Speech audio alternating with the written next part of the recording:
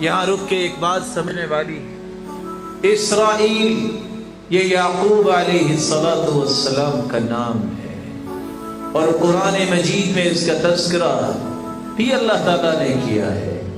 اس لیے دیکھیے یہودیوں کا مکر، ان کو چاہیے تھا اس کا نام رکھتے کہ یہ یہودیوں کا ملک ہے، انہوں نے اس کا نام اسرائیل رکھا ہے۔